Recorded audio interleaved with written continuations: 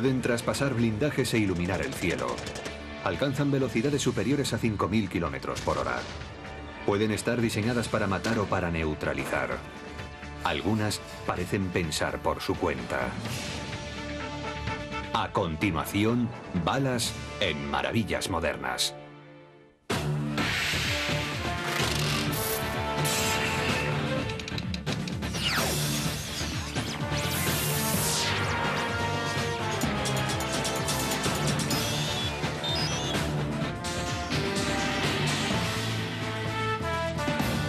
Maravillas Modernas.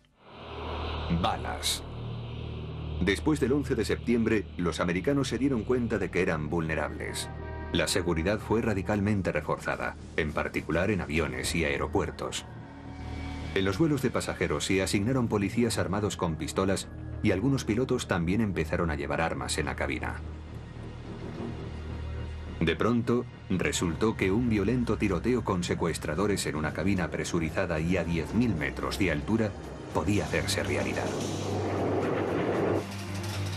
Existe la creencia popular de que el agujero de una sola bala en el fuselaje de un avión provoca una despresurización tan violenta que parte el avión en pleno vuelo. Sencillamente, esto no es verdad. Lo que realmente preocupa a los expertos de la seguridad aérea son las balas perdidas que pueden herir a los pasajeros. Hay un tipo de bala especial que reduce sustancialmente la posibilidad de que sus rebotes alcancen a pasajeros inocentes. Se las llama balas frangibles. A diferencia de las balas convencionales que se mantienen enteras, las balas frangibles penetran en la carne, pero al contacto con algo duro se rompen en pequeños trozos, mucho menos dañinos. Los proyectiles convencionales están hechos de un núcleo de plomo y una camisa de cobre. Ahora nos estamos centrando en la tecnología matricial del cobre y otros metales que no necesitan camisa. De esta forma, la bala prácticamente se pulveriza cuando impacta sobre un blanco de acero o un objeto realmente duro. Ha llevado mucho tiempo conseguir reducir el exceso de penetración. Sinterfire, el mayor fabricante de balas frangibles, dice de su producto: nuestras balas pueden penetrar en la cabeza de un criminal, pero no saldrán por el lado opuesto. Las balas frangibles están compuestas de una determinada mezcla de cobre y estaño. Los detalles específicos de la fabricación son secretos, pero los metales básicos se combinan por alta presión o con una sustancia aglomerante como el nylon o el poliuretano. Las balas frangibles son cada vez más utilizadas por la policía y el ejército. El problema que teníamos con la bala estándar era el exceso de penetración. Se disparaba en una habitación y salía por otra, alcanzando a compañeros que estaban al otro lado. Vimos que la solución era una bala que se fragmentaba al impactar contra el objetivo. Ahora tenemos marines entrenándose dentro de una casa con fuego real. Muchos disparos de la policía se hacen a corta distancia. En algunos casos, el blanco no está más allá de la boca del arma. La bala puede atravesar el blanco y salir con fuerza suficiente para rebotar en la pared y volver contra el que ha disparado con fatales consecuencias. Ha habido policías muertos y heridos por sus propios disparos. Una bala frangible se fragmenta antes de que pueda rebotar.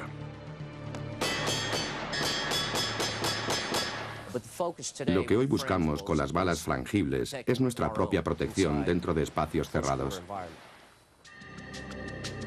Las balas frangibles no son más que un tipo de la inmensa familia de balas con una amplia gama de características diferentes.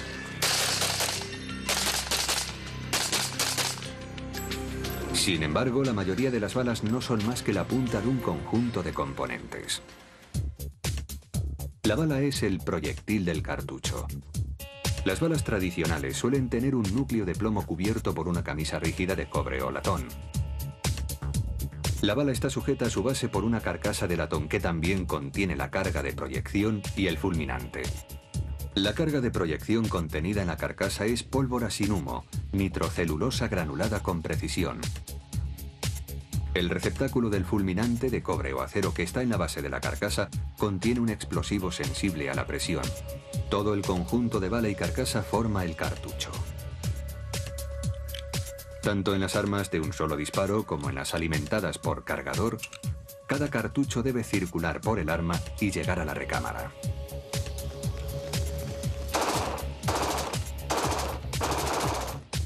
En la recámara es donde tiene lugar la combustión. Cuando se aprieta el gatillo, el percutor golpea el fulminante. El fulminante contiene una cantidad muy pequeña de una mezcla explosiva que produce una llama. La llama pasa por un pequeño orificio que hay en la base de la carcasa y enciende la carga de la pólvora. La pólvora arde, no explota, arde, y empuja la bala por el cañón y también le da un giro, generalmente hacia la derecha. Este giro es el que estabiliza la bala durante el vuelo. Parece sencillo, pero tardamos 500 años en entenderlo. El perfeccionamiento de las balas ha sido lento, comparado con la mejora experimentada por las armas que las utilizan.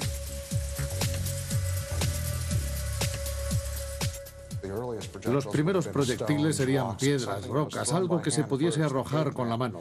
El hombre de las cavernas pasó de lanzar piedras, básicamente, a lanzar quizás la cornamenta de un ciervo, que es algo parecido a una lanza, siguiendo eventualmente con proyectiles que se utilizaban varias veces sujetos a un palo, como jabalinas, flechas, lanzas y dardos de mano. Hacia el siglo IX los chinos inventaron la pólvora. Los petardos ahuyentaban a los demonios. Los sencillos cohetes proporcionaban deliciosos espectáculos y eran también usados como armas primitivas. Los chinos se dieron cuenta pronto de que los proyectiles se podían lanzar por un tubo. Algunas de las primeras armas de fuego no eran más que un tubo de bambú con una piedra pulida y un poco de pólvora en el fondo. El secreto de la pólvora tardó cientos de años en llegar a Europa. No fue hasta el siglo XIII cuando los europeos empezaron a experimentar con ella y con sus aplicaciones. Poco después se fabricaban las primeras armas y las primeras verdaderas balas, las bolas de plomo. La historia de la bala redonda de plomo se prolonga varios siglos. Una de las razones es que los proyectiles redondos eran más fáciles de cargar en el cañón que los otros. También se los podía estandarizar en cuanto al peso. El plomo es un metal muy común en todo el mundo. Su bajo punto de fusión hace que la fabricación de bolas de plomo resulte un proceso fácil y tecnológicamente sencillo. Sin embargo, la utilización de la bola de plomo era complicada, lenta y poco fiable. El artillero tenía que echar pólvora negra en el liso cañón metálico y atacar la bola en su sitio. Después, había que cebar la cazoleta con una pequeña cantidad de pólvora.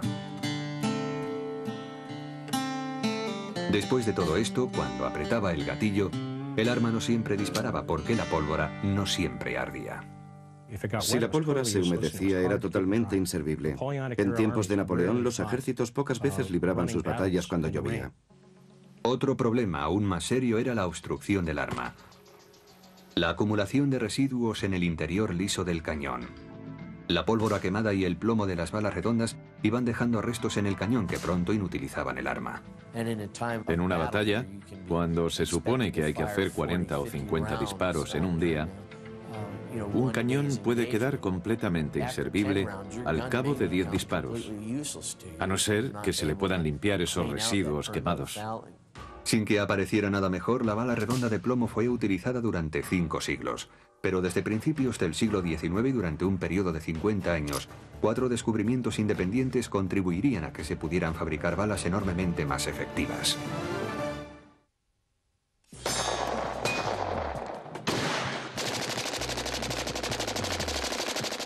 La potencia y la extraordinaria versatilidad de las balas actuales dependen del desarrollo de 4 claves, todas ellas con origen en el siglo XIX. El cañón estriado, la bala cónica, el cartucho independiente y la pólvora refinada. El primer paso en la revolución del diseño de las balas fue la introducción del cañón estriado. El estriado es el dibujo en espiral grabado en la pared interior del cañón de un arma. Cuando la bala sale por el cañón, el estriado la hace girar. Creemos, sin embargo, que las armas de cañón estriado eran apreciadas inicialmente por una razón completamente diferente de las que hoy consideramos. La razón inicial del estriado fue probablemente controlar la acumulación de residuos de pólvora y plomo que acababan por obstruir el cañón. Las estrías retenían parte de los residuos, manteniendo el cañón un poco más limpio. Hubo una teoría según la cual algunos fabricantes hacían ranuras en espiral en el cañón, con el único fin de contrarrestar los efectos obstructivos de la pólvora. Pero se dieron cuenta, casualmente, de que hacía girar la bala, y de ese modo el giro era mucho más preciso. Sin un cañón rayado, sin un cañón estriado, no tendríamos precisión alguna. De hecho, el estriado afecta poco a la acumulación de residuos. El giro, sin embargo, incrementaba la precisión de la bala, pero solo ligeramente, y en particular cuando estaba envuelta en un trozo de tela. Pero sería el desarrollo de un tipo de bala completamente nuevo el que hiciera verdaderamente efectivo el uso del estriado. En la década de 1840, un oficial de la artillería francés llamado Claude Etienne Minié inventó una bala de aspecto vasto con una pasta de plomo que tenía una cavidad en la base. Como las balas se podían fabricar con un tamaño más pequeño que el normal, podían atacarse rápidamente en el cañón, aunque éste estuviese sucio. Y como la base era hueca, cuando la presión del gas expansivo de la pólvora la golpeaba, se expandía para tomar las estrías y girar con precisión. Y podemos decir que era precisa, incluso para los estándares actuales, fue un paso adelante muy importante. Nos la podemos imaginar como cuando el quarterback lanza el balón. Si le imprime una buena espiral, el balón irá donde él quiera que vaya, y llegará más lejos que si el balón va dando tumbos sobre las puntas. Hoy la llamamos minibala por una pequeña corrupción de la pronunciación francesa. Pero una bala de forma cónica irá mejor por el aire que una bola redonda, porque la bala cónica penetra en el aire, en vez de presentar un frente de resistencia más ancho, y así la fricción es menor. En 1861, cuando los Estados Unidos se encaminaban hacia la guerra civil, la infantería tuvo en sus manos por primera vez en la historia un arma de largo alcance, precisa y letal, y con gran rapidez de carga. Algunos jefes no supieron entender las consecuencias y los resultados fueron catastróficos. Los generales de ambos bandos habían sido adoctrinados con las tácticas de Napoleón. Lo que había que hacer ahora, según Napoleón, era alinear todas las tropas en fila, codo con codo, y hacer que avancen ordenadamente hacia el enemigo, tocando tambores y cornetas, lanzar una descarga y a continuación calar las bayonetas y cargar. Todo eso se va al traste rápidamente cuando alguien, sentado tras un muro de piedra, dispara a 500 metros de distancia y mata soldados que ni siquiera han oído los disparos antes de que les alcancen. El cañón estriado y las minibalas causaron muchas bajas en ambos bandos. Quizás la peor matanza fue la del 3 de julio de 1863, justo a las afueras de un pueblo llamado Gettysburg.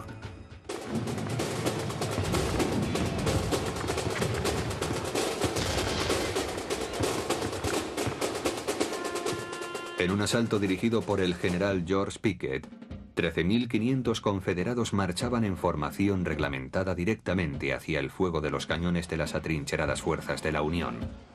En aproximadamente una hora, 10.000 confederados fueron muertos, heridos o capturados.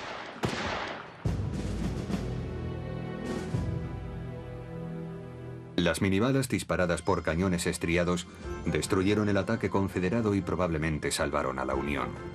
Poco antes de que el cañón estriado y la minibala demostraran juntos su eficacia, los fabricantes de armas, Samuel Colt incluido, desarrollaron la munición independiente para pistolas, otro de los 4 adelantos clave. El primer cartucho metálico fue el Pinfire, inventado en Francia en 1828. Tenía un tubo de latón en la carcasa o la cápsula de percusión que entraba en ignición cuando era golpeado por el percutor de un revólver Pinfire. Fue la invención del cartucho metálico, y en este país tenemos que agradecérselo a la sociedad Smith & Wesson. Yo lo llamo las 3 Ps. el percutor, el propulsor y el proyectil, todo en uno. Los tres elementos básicos para hacer que un arma dispare y funcione, reunidos en un solo contenedor. Al principio, los cartuchos metálicos tardaron en tener éxito. Las armas que los utilizaban eran escasas y muy caras. Pero a medida que aumentaba su número, los cartuchos metálicos modernizaron el mundo de las balas. El impacto de las armas de fuego de cartucho llegó después de la Guerra Civil, con la aparición de armas como el Colt Peacemaker y el Winchester modelo 73. Estas armas eran verdaderamente modernas, fiables, simples, rápidas y precisas. Y se impusieron a partir de 1873. En los últimos años del siglo XIX llegaron las 4 últimas innovaciones que desembocaron en la creación de las balas modernas. La invención más importante en la historia de la bala fue la pólvora sin humo. Sin ella estaríamos muy lejos de haber alcanzado la velocidad que tenemos hoy en día. Estaríamos muy lejos del potencial de fuego rápido. Todo habría sido diferente.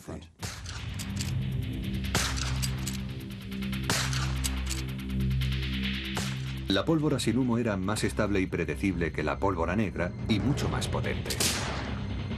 El primer propulsor sin humo de los años 1880 era químicamente muy similar a los que tenemos hoy, pues son básicamente compuestos de nitrocelulosa, una mezcla de celulosa, nitroglicerina y determinados nitratos que han hecho posible disparar balas envainadas más pequeñas que alargadas a una velocidad muy alta.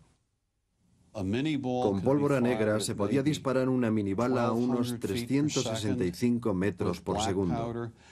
Con la pólvora sin humo se puede disparar un proyectil más pequeño al doble de esa velocidad. La combinación del cañón estriado, el proyectil cónico, la pólvora sin humo y el cartucho independiente proporcionó a las balas una precisión y una potencia sin precedentes. La bala continuó cambiando para satisfacer nuevas demandas. A finales del siglo XIX, la ametralladora de fuego rápido de Hiram Maxim, alimentada con cargadores, trabajaba mejor con balas fabricadas para ella más finas y puntiagudas. Ahora tenemos armas que disparan 600 u 800 balas por minuto, cuando antes, en la Guerra Civil, eran 3 disparos por minuto. La eficacia letal de la ametralladora y de las nuevas municiones fue probada en los campos de batalla de la Primera Guerra Mundial. En una mortífera escalada, los británicos crearon el tanque para proteger a sus tropas del fuego de las ametralladoras. Para derrotar a los tanques, los alemanes crearon la primera bala perforante. Las balas J alemanas, un proyectil antitanque de 13 milímetros o calibre 50, tuvieron su oportunidad contra los gigantes de acero.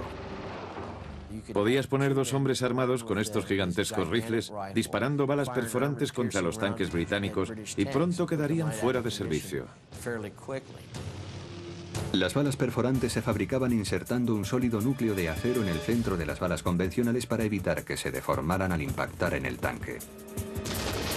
En un desarrollo posterior, este núcleo se reforzó con una capa de níquel-cadmio. Hasta las balas más devastadoras son inútiles si no dan en el blanco. Para ayudar a los tiradores a ver dónde iban sus balas, los oficiales de artillería recurrieron a la historia, a la Guerra Civil. La posibilidad de identificar visualmente la trayectoria del proyectil se consiguió fácilmente a partir del lubricante usado en varios proyectiles en la época de la pólvora negra. A veces las balas dejaban un pequeño rastro de humo en su trayectoria. La pólvora sin humo había eliminado el rastro. Entonces se crearon las balas trazadoras, pegando en la base de las balas corrientes una pastilla de magnesio y fosfato. Cuando se dispara la bala, se la ve con facilidad. Por lo general, 1 de cada 5 balas es una trazadora. Las balas del ejército han sido mejoradas muchas veces a lo largo de los años, pero su diseño básico prácticamente no ha variado desde la Primera Guerra Mundial. Núcleos de plomo totalmente envueltos en cobre conocidas como FMJ, Full Metal Jacket. La mayoría de las balas actuales son muchísimo mejores que las de hace 20 años, mucho mejores que las de hace 10 años. Aunque algo más mortíferas que sus predecesoras, hay otras que ofrecen la posibilidad de ahorrar una vida en un tiroteo, en vez de eliminarla. La cuestión está en decidir cuál utilizar en cada ocasión.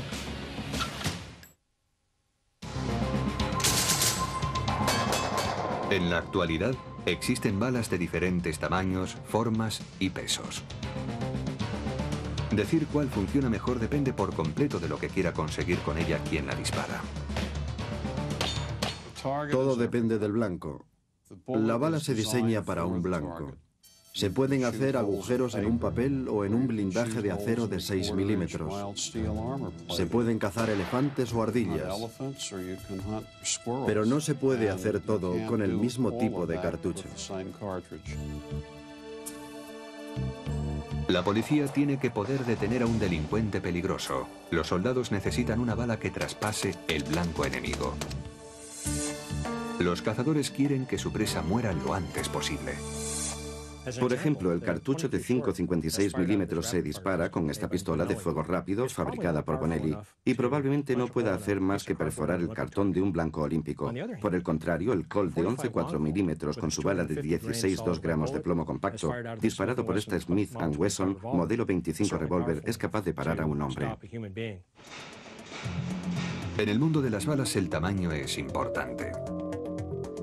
El tamaño es el diámetro expresado en calibre. Cuando decimos calibre, estamos hablando de la medida del diámetro de la propia bala, por lo general expresada en milímetros o en décimas de pulgada. Los fabricantes de munición americanos suelen medir el diámetro en fracciones de pulgada. Una bala del calibre 22, a la que por lo general se la llama simplemente una 22, tiene un diámetro de 22 centésimas de pulgada. Los militares de Estados Unidos suelen calcular el calibre en milímetros, más que en fracciones de pulgada. Así, la versión larga de la bala del calibre 22 es conocida como una 5,56 milímetros. El cartucho del 22 largo y el normal tienen el mismo tamaño de bala. Es el tamaño de la carcasa lo que varía. Por ejemplo, el cartucho de 11,4 milímetros largo de Colt tiene un diámetro de bala de 11,46 u 11,48 milímetros en su carga moderna, que es igual que el cartucho de la 45 ACP, cargado para el antiguo modelo 45 de la pistola automática del gobierno. Como se puede ver, son dos cartuchos completamente diferentes, pero del mismo calibre. Cuanto más largo es el cartucho, más pólvora contiene. Cuanto más pólvora contenga, más rápida irá la bala. Cuanto más rápida vaya la bala, más energía generará. La regla básica es, para conseguir los mejores resultados, cuanto más grande es el blanco, más grande tiene que ser la bala. Las balas menos potentes de cartucho corto, como las de 5,56 y 6,35 milímetros, se usan principalmente para prácticas de tiro. La policía y los militares prefieren balas de pistola de calibre medio como la de 11,4 milímetros, que es suficiente para parar a un agresor sin que lo atraviese y hiera a otros viandantes. Cuanto mayor es el cartucho, mayor es la cantidad de pólvora que propulsa la bala. Los militares y los francotiradores de la policía utilizan una de 7,8 milímetros o una bala de fusil de calibre más largo para neutralizar al sujeto de forma expeditiva. La mayor velocidad de la bala la hace también más precisa a larga distancia. El tamaño y la potencia de la bala no son los únicos factores que afectan a lo que sucede en el momento crítico en que la bala da en el blanco.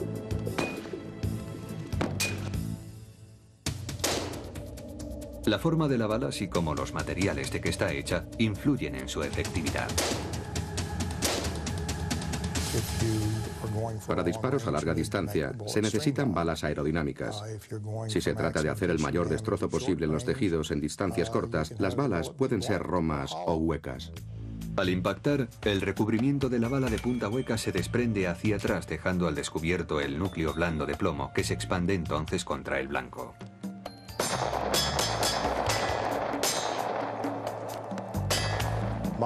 Las balas modernas usan un diseño de punta hueca que está pensada para que se abra. Lo que hace es ensanchar mucho la superficie frontal de la bala y transfiere una mayor cantidad de la energía inicial hacia el delincuente. Una bala de punta sólida penetra en un blanco blando con más facilidad debido a la dura aleación de cobre y zinc que recubre el núcleo blando de plomo.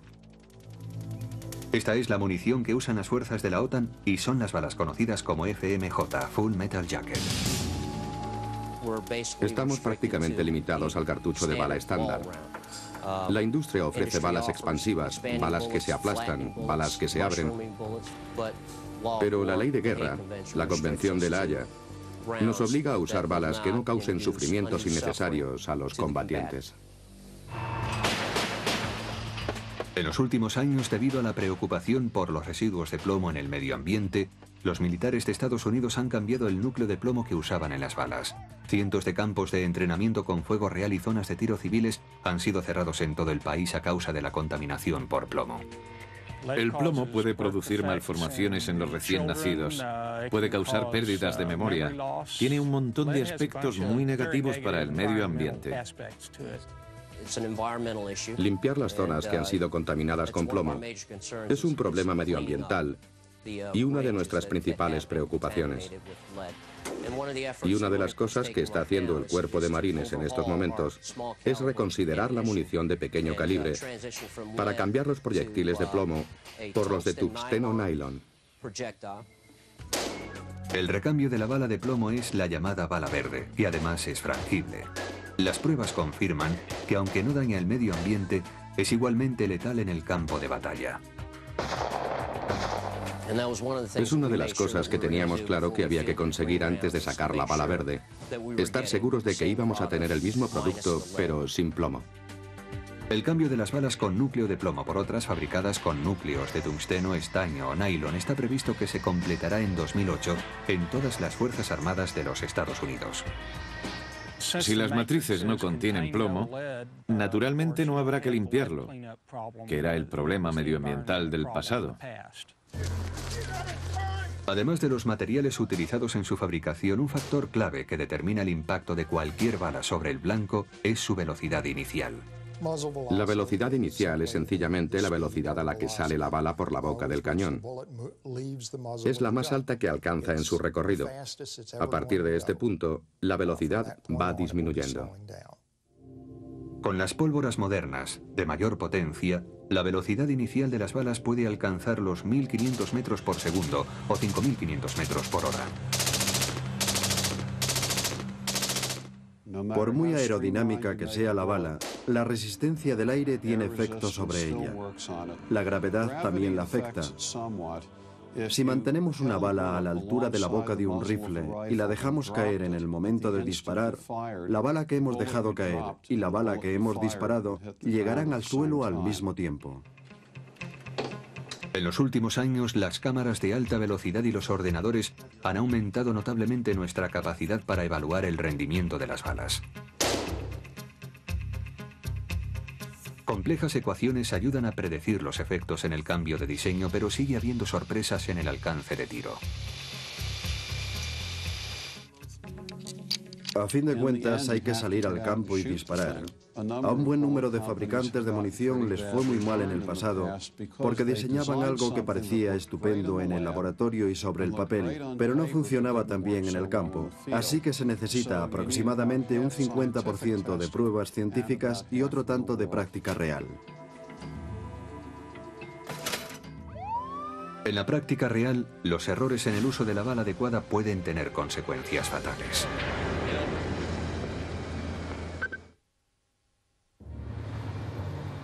North Hollywood, California, 28 de febrero de 1997.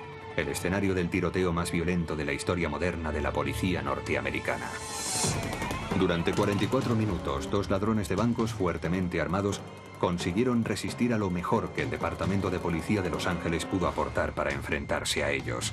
Los ladrones, utilizando rifles de asalto totalmente automáticos, lanzaron una incesante cortina de fuego de balas perforantes de alta velocidad de 5,6 y 7,8 milímetros. La policía les devolvía el fuego con todo lo que tenía, pero sus balas de 9 y 9,6 milímetros sencillamente rebotaban en los chalecos antibalas que llevaban los criminales. El armamento estándar era un revólver de 9,6 milímetros, una automática de 9 milímetros y una escopeta del 12. Nada de esto servía contra un chaleco antibalas. Cuando acabó la carnicería, se habían intercambiado casi 2.000 disparos. 7 civiles y 11 policías resultaron heridos. Uno de los delincuentes se suicidó. El otro se desangró porque un equipo de los SWAT de Los Ángeles consiguió herirle en las piernas donde no tenía protección antibalas. El tiroteo de North Hollywood metió el miedo en el cuerpo de muchos policías. Era la confirmación simple y llana de que las armas que usaban para su trabajo no eran bastante potentes para algunas de las situaciones a las que se tenían que enfrentar. Para el trabajo habitual de la policía, la solución no estaba simplemente en usar una bala más grande. No podemos usar balas demasiado grandes porque un oficial de policía no las podría controlar. No podemos usar balas demasiado pequeñas porque no serían muy eficaces contra las personas que queremos detener. Tenemos que encontrar el término medio, una bala diseñada para que transfiera toda la energía posible sobre el delincuente y que el retroceso no haga que salgan balas rebotando en todas direcciones.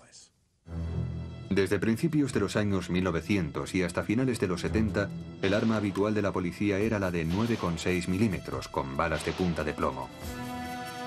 A menudo no tenían la potencia necesaria en su trayectoria para detener a los delincuentes. Hacían poco daño y a un delincuente no le afectaría el ser alcanzado por una de aquellas balas.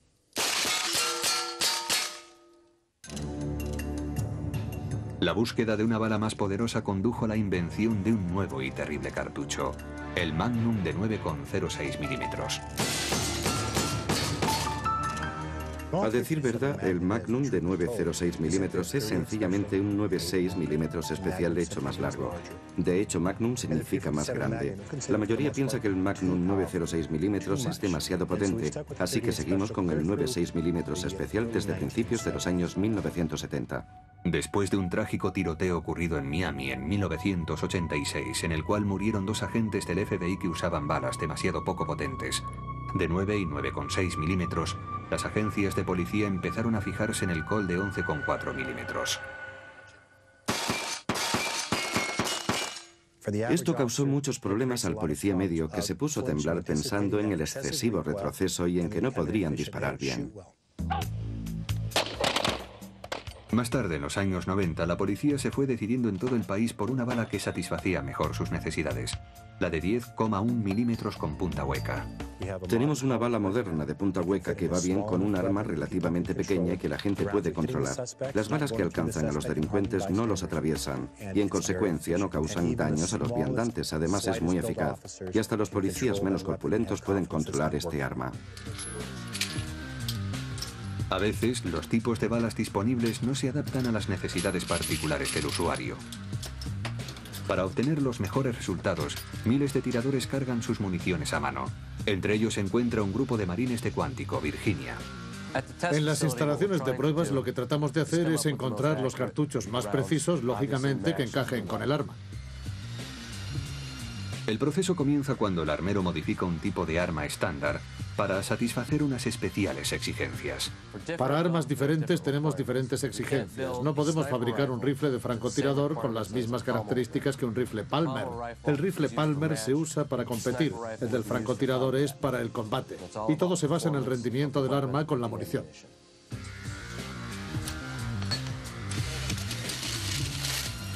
Los elementos utilizados para construir las balas llegan de los fabricantes como componentes separados.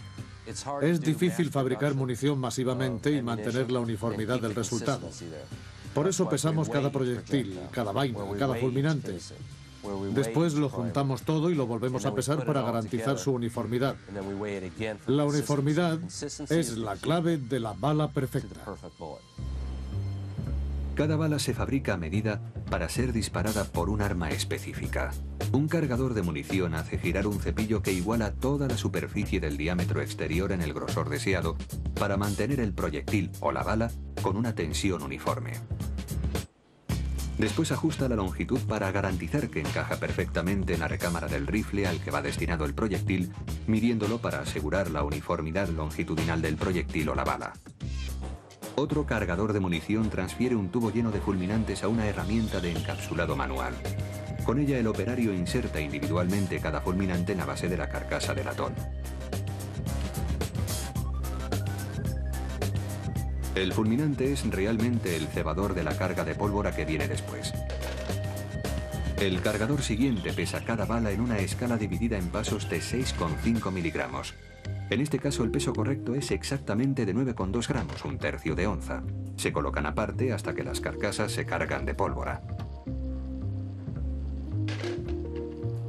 El marine que maneja el propulsor o pólvora mide la cantidad exacta de cada carga. Y después, cuidadosamente, la pone en su sitio. Con una presión firme y constante, termina el cartucho encajando la bala en la carcasa rellena de pólvora. Su última medida es para confirmar que todo el largo del cartucho es exactamente el correcto. Después empaquetábamos los cartuchos con un nombre que asignábamos a la caja, la fecha de fabricación, el arma a la que se destinaba la munición y la cantidad que hay en cada caja.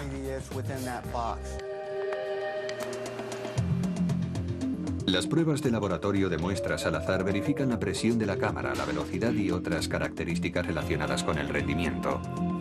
Para simular condiciones ambientales extremas, algunas balas se calientan hasta más de 120 grados. Otras se enfrían hasta menos 25 grados.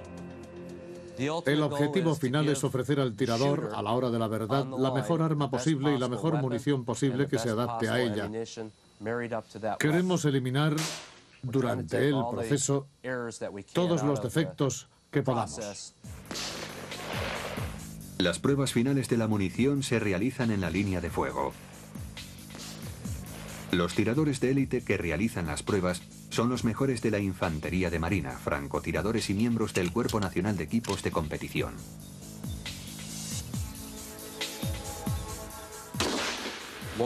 Una vez completadas las pruebas con armas de precisión, los resultados se enviarán a la firma que fabrica los componentes para lo que corresponda. Ya sea hecha a mano o en cadena, la mayor parte de la munición actual es altamente efectiva. Pero los expertos están a punto de crear balas que parecen pensar por su cuenta.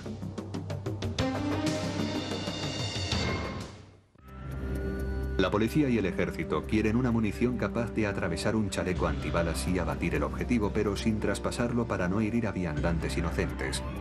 Una bala de este tipo parecía imposible hasta hace poco tiempo. Nosotros ofrecemos en una única bala la capacidad de vencer la barrera de los chalecos antibalas, tanto duros como blandos. Y ofrecemos unos resultados solo alcanzados por balas frangibles antes que las nuestras.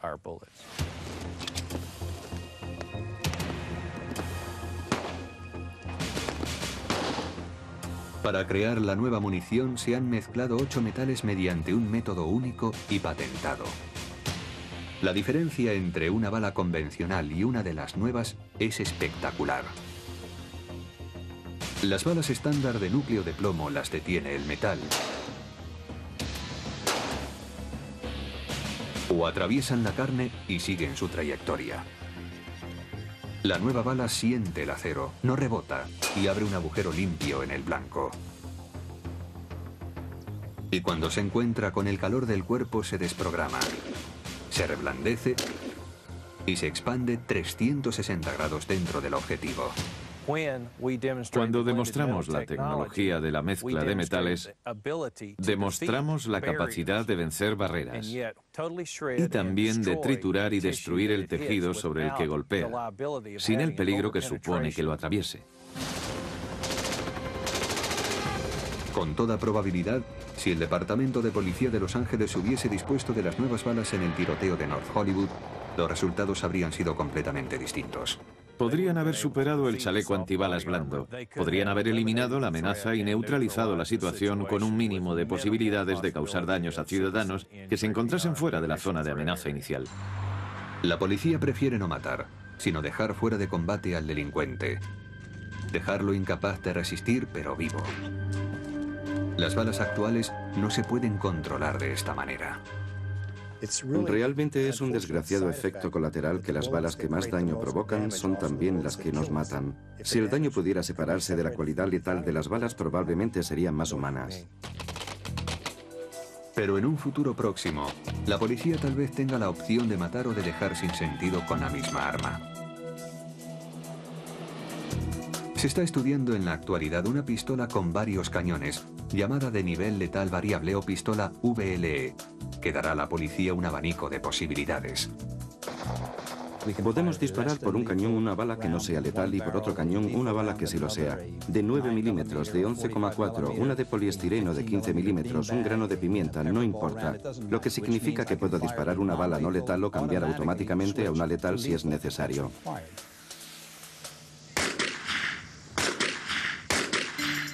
La pistola VLE no puede dispararla cualquiera que se apodere de ella.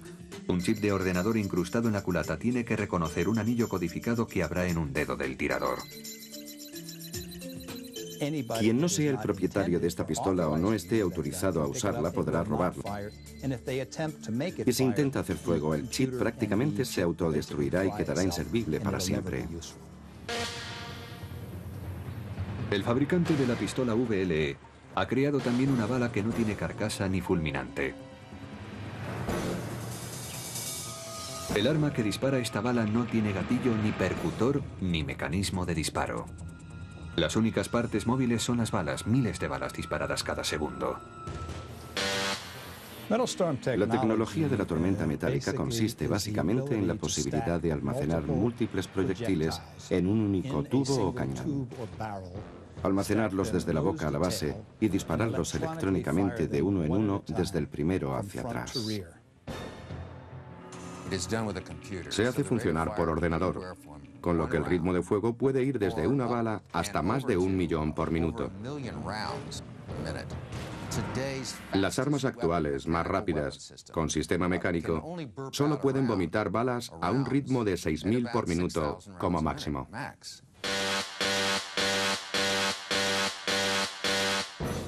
Se han disparado 180 balas de la tormenta metálica desde 36 cañones en una fracción de segundo.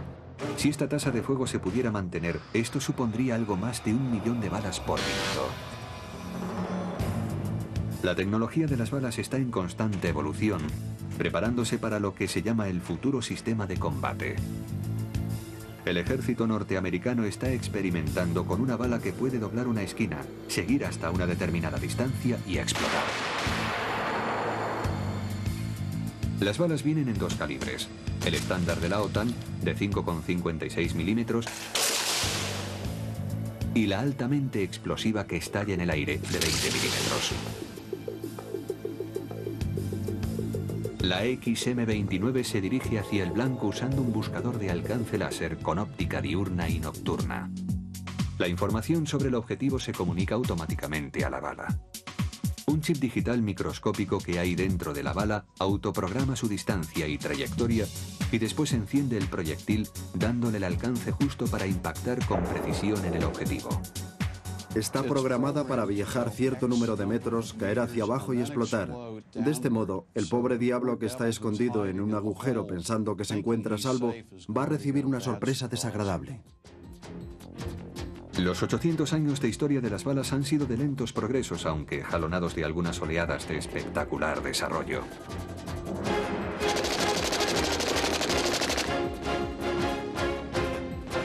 Pero desde 1990, los progresos en la metalurgia, los nuevos procesos de fabricación, el láser y los microchips, han generado más avances tecnológicos que todos los habidos en cientos de años de historia. Más aún, los más grandes avances de la balística podrían eliminar por completo la muerte. Si existiera una bala mágica con la que se pudiera disparar a alguien y que siempre saliera vivo, aunque inmediatamente inmovilizado, la compraríamos al momento. Nuestro equipamiento tiene limitaciones y estamos esperando que la ciencia nos traiga algo que funcione mejor, que nos dé más seguridad y que podamos detener a los delincuentes con más rapidez. Y así, mientras aumenta la capacidad letal de las balas, tal vez aumente también su capacidad no letal.